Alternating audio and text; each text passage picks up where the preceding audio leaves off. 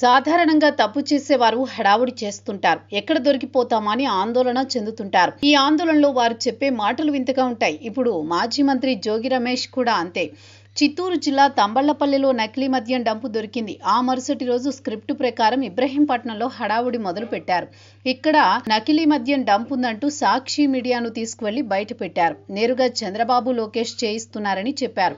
ఎప్పుడైతే ప్రధాన నిందితుడు అద్దేపల్లి జనార్దన్ రావు నోరు తెరిచాడో జోగి హడావుడి వెనుక ఇంత కథ ఉందా అని ప్రతి ఒక్కరికి అర్థమైంది. అప్పటి నుంచి రోజుకో చిత్రాలు వెలుగులోకి వస్తూనే ఉన్నాయి. దీపావళి తర్వాత జోగి అరెస్టు తప్పదనే ప్రచారం నడుస్తోంది. అయితే ఇప్పటి వరకు నకిలీ మద్యంపై హడావిడి చేసిన వైసీపీ పార్టీ సైలెంట్ గా కావాల్సి వచ్చింది. జోగి తీరుపై సొంత పార్టీ శ్రేణులు ఇప్పుడు అసహనం వ్యక్తం చేస్తున్నాయి. ప్రధాన నిందితుడు అద్దేపల్లి జనార్దన్ రావు ఆయన సోదరుడు జగన్మోహన్ రావుతో చనువుగా ఉంటూ ఆ వేడుకల్లో తీసుకున్న లేటెస్ట్ ఫోటోలు సోషల్ మీడియాలో వైరల్ అవుతున్నాయి. ముందుగా అద్దేపల్లి ఒక సెల్ఫీ వీడియో విడుదల చేశారు.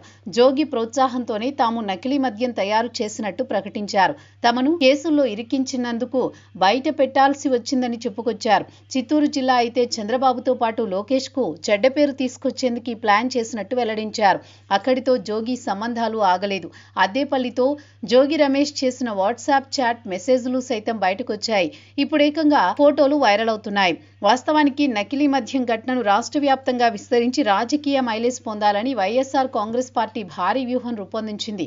కానీ జోగి పుణ్యమాని విఫలమైంది. తిరిగి వైసీపీ మెడకే చుట్టుకుంది.